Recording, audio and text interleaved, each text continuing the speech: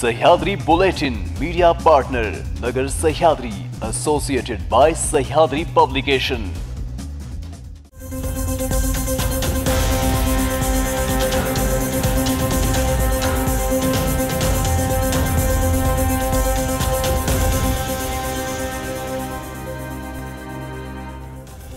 नमस्कार, मी मानसी न्यूज 24 सह्याद्री मध्ये तुमचं स्वागत। पाहूयात महत्त्वपूर्ण बातम्यांचा आढावा सह्याद्री बुलेटिन मध्ये। आताच्या घडीला देशात पेट्रोल आणि डिझेलचे दर शतकी वाटचाल करत आहे। देशातील पेट्रोल आणि डिझेलच्या दरावरून विरोधक सातत्याने सत्ताधाऱ्यांवर टीकास्त्र सोडत आहे।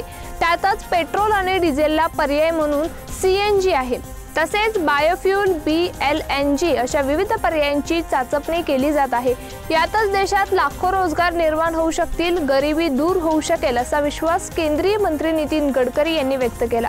LNG सारख्या जैव इंधनाच्या माध्यमातून भारताला वाहतुकीचा खर्च 9% कमी करण्यात यश मिळेल तर भारताची निर्यात दुप्पट होऊन लाखो रोजगार निर्माण होईल, भारताची गरिबी दूर होईल असे गडकरी यांनी नमूद केले आहे। मालवण जवळ राजकोट येथे उभारण्यात आलेल्या छत्रपती शिवाजी महाराज यांचा पूर्णाकृती पुतळा कोसळून झालेल्या दुर्घटनेमुळे महाराष्ट्रभरातून संताप व्यक्त करण्यात येत आहे। दरम्यान या दुर्घटनेवरून विरोधी पक्षनेते विजय वडेट्टीवार यांनी राज्य सरकारच्या कार्यपद्धतीवरच प्रश्न उपस्थित केला आहे। अपघाताने आलेल्या सरकारचं सगळं कामकाज अपघाती आहे अशी टीका त्यांनी केली। तसेच महाराष्ट्राच्या नशिबात हे महाविनाशी सरकार आले, हाच महाराष्ट्रातील जनतेसाठी मोठा अपघात आहे, ज्यातून या राज्याला सावरायला खूप वेळ जाईल असा टोलाही त्यांनी लगावला आहे। सिंधुदुर्ग जिल्ह्यातील मालवण मध्ये असलेला छत्रपती शिवाजी महाराज यांचा पूर्णाकृती पुतळा कोसळला। पंतप्रधान नरेंद्र मोदी यांच्या हस्ते डिसेंबर मध्ये या पुतळ्याचं उद्घाटन झालं। त्यानंतर 8च महिन्यात हा पुतळा कोसळला। यावरून विरोधक आक्रमक झाले आहेत। शिवसेना ठाकरे गटाचे आमदार वैभव नाईक यांनी सरकारवर गंभीर आरोप केलेत। छत्रपती शिवाजी महाराज यांच्या पुतळ्याच्या निर्मितीमध्ये मोठा भ्रष्टाचार झाल्याचं वैभव नाईक म्हणाले। लोकसभा निवडणुकीत रवींद्र चव्हाणांनी नारायण राणेंसाठीच्या महाराजांच्या पुतळ्याच्या भ्रष्टाचारातील पैसे वापरले असा आरोप नाईक यांनी केला आहे। मुंबईसह महाराष्ट्रात मोठ्या उत्साहात दहीहंडी उत्सव पार पडला। मुंबई ठाणे परिसरात लाखो रुपयांचे पारितोषिक असलेल्या उंच दहीहंडी फोडण्यासाठी पथकामध्ये चुरस रंगल्याचे पाहायला मिळाले।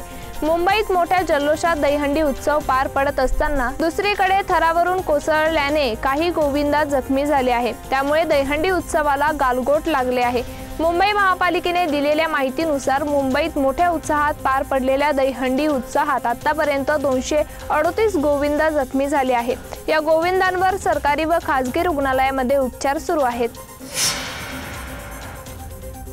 मालवण राजकोट येथे शिवरायांचा पुतळा कोसळल्याच्या पार्श्वभूमीवर आज महाविकास आघाडी आणि शिवप्रेमींनी बंदची हाक दिली।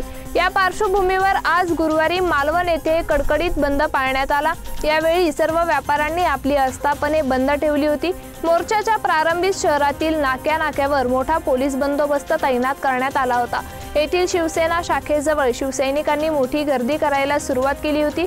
शिवरायांच्या पुतळा कोसळण्याच्या निषेधार्थ शिवप्रेमींनी राज्य सरकारच्या विरोधात घोषणाबाजी करायला सुरुवात केली।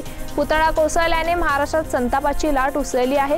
विरोधी पक्षांनी सरकारवर टीकेची झोड उठवली आहे। सह्याद्री बुलेटिन मध्ये घेऊ एक छोटीशी विश्रांती। रोखोक पत्रकारिता, निर्भीड बाणा आणि कणखर भूमिका, महाराष्ट्राचा सखा, सत्याचा पाठीराखा, शब्दांचं सामर्थ्य, विश्वसनीयतेची उंची, न्यूज 24 सह्याद्री। विश्रांतीनंतर तुमचं पुन्हा एकदा स्वागत। पाहूयात पुढील बातम्या। दक्षिण आफ्रिकेतून मध्य प्रदेशातील कुनो राष्ट्रीय उद्यानात चित्ते आणण्यात आले होते।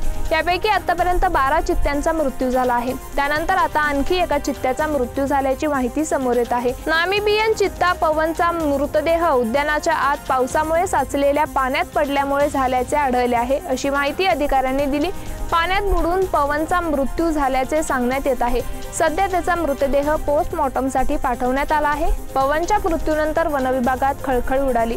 काही दिवसांपूर्वी उद्यानात एका शावकाचा उपचारादरम्यान मृत्यू झाला होता। क्रिकेट विश्वातून भारतासाठी या क्षणाची मोठी आणि अभिमानास्पद बातमी आहे। BCCI सचिव आणि ACC अर्थात आशियन क्रिकेट परिषदेचे अध्यक्ष जय शहा यांची ICCच्या अध्यक्षपदी बिनविरोधी निवड करण्यात आली आहे। ICCच्या अध्यक्षपदासाठी अर्ज करण्यासाठी 27 ऑगस्ट ही शेवटची तारीख होती, मात्र जय शहा यांच्या व्यतिरिक्त इतर कुणीही अर्ज केला नाही, त्यामुळे जय शहा यांची बिनविरोधी निवड झाली आहे। जय शहा 1 डिसेंबर रोजी ICCच्या अध्यक्षपदाचा पदभार स्वीकारणार आहे। जय शहा ICC अध्यक्षपदी निवड होणारे एकूण 5वे तर पहिले सर्वात युवा भारतीय ठरले। जय शहा यांना वयाच्या 35व्या वर्षी जबाबदारी मिळाली आहे। रस्त्यावर सध्या जी वाहन पाळतायत त्यामुळे वाहतूक कोंडीची समस्या आहेच, पण प्रदूषणाचा स्तर हा देखील चिंतेचा विषय आहे। जुन्या वाहनांमुळे मोठ्या प्रमाणात प्रदूषण होते। हे प्रदूषण मानवी आरोग्याला, पर्यावरणाला घातक आहे। वाहन उद्योग आणि प्रदूषण या गोष्टी लक्षात घेऊनच केंद्र सरकारने एप्रिल 2022 पासून स्क्रॅपिंग धोरण लागू केलं।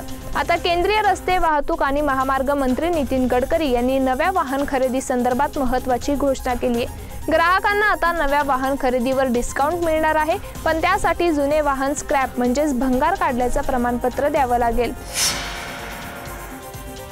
कल्याणच्या APMC मार्केटमध्ये भाजी फळे खरेदी करण्यासाठी येणाऱ्या नागरिकांचे भाजी विक्रेत्यांचे मोबाईल गर्दीचा फायदा घेत चोरणाऱ्या सराईत चोरट्यांना कल्याण बाजारपेठ पोलिसांनी बेड्या ठोकल्या आहेत।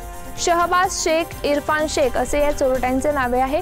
या दोघांविरोधात याआधी देखील मोबाईल चोरीचे गुन्हे दाखल आहेत। या चोरट्यांकडून पोलिसांनी 6 मोबाईल व 1 दुचाकी हस्तगत केली आहे।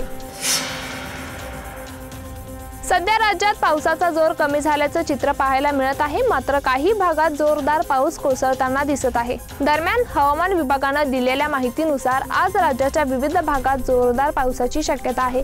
आज कोकणासह पश्चिम महाराष्ट्र आणि विदर्भात पावसाचा येलो अलर्ट देण्यात आला आहे। आज कोकणातील रायगड, रत्नागिरी या जिल्ह्यात पावसाचा येलो अलर्ट जारी करण्यात आला आहे।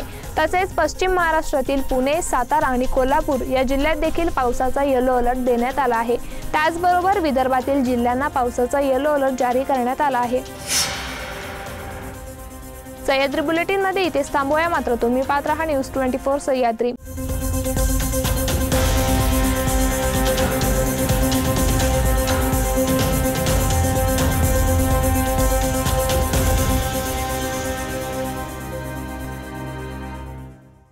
शब्दांचं सामर्थ्य, विश्वसनीयतेची उंची, न्यूज 24 सह्याद्री।